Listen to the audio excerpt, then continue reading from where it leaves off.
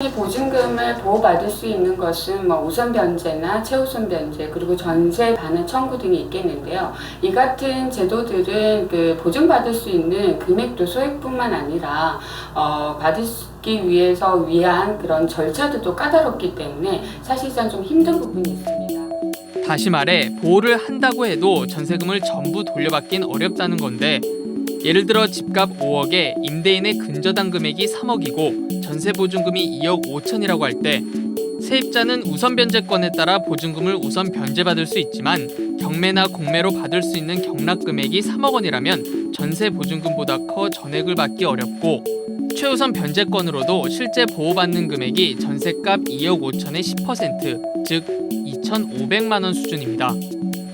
전세보증금 반환 소송을 한다 해도 시간이 오래 걸리고 중간 발생 비용이 커 한계가 있는 건데요. 최근 이런 상황을 대비해 보증금을 지키는 안전장치로 전세보증보험이 주목받고 있습니다.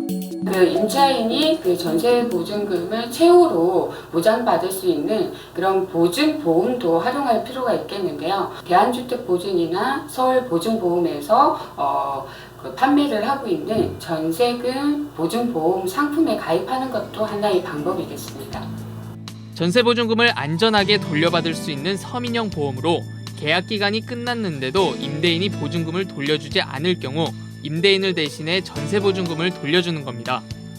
보증한도와 보증료율을 보면 대한주택보증보험의 전세보증금 반환보증의 보증한도는 아파트의 경우 주택가격의 90%, 오피스텔, 연립 등은 80%, 단독, 다가구 주택은 75%까지 보증합니다.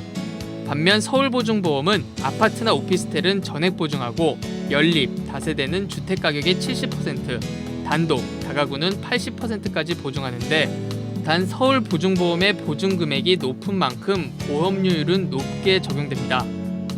가입 조건은 다른데 대한주택보증보험은 수도권 3억 원 이하, 그 외 지역은 2억 원 이하의 전세계약 체결 시 가입할 수 있고 단 집주인의 동의 없이 가능합니다. 서울보증보험은 전세금의 일부만 보증보험에 가입할 수 있는데 전세금이 3억 원이라면 2억 원에 대해서만 보험에 들 수 있고 집주인의 동의가 필요합니다. 이들 보험 상품은 보험금 지급 기일이 명시돼 있어 법원 경매보다 임차인에게 유리한데요. 다만 보험 상품인 만큼 수수료 부담이 있고 홍보 또한 미흡해 이용도가 아직까진 낮습니다. 세입자들의 어떤 전세 보증금을 지킬 수 있는 좀 좋은 장치가 있습니다. 하지만 이것을 아는 분들이 많지가 않습니다. 아무래도 역시 이제 홍보 부족이 가장 큰 문제라고 지적할 수 있겠는데요.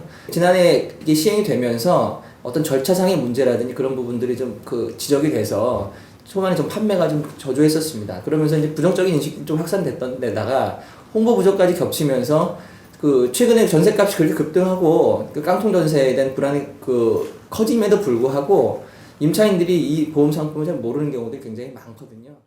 때문에 수수료를 낮추거나 또 임대차 계약 시 임차인에게 보증보험 설명을 의무화해야 한다는 필요성이 제기되고 있는데요. 중개업법을 개정을 해서 공인중개사들이 임대차 계약을 작성할 때 임차인에게 어떤 설명할 수 있는 의무를 이제 부여하는 거죠. 좋은 상품이라도 인식을 하게 되면 또 주변에 다른 임차인들한테 또 입소문이 될 수 있는 환경도 만들어질 수 있거든요.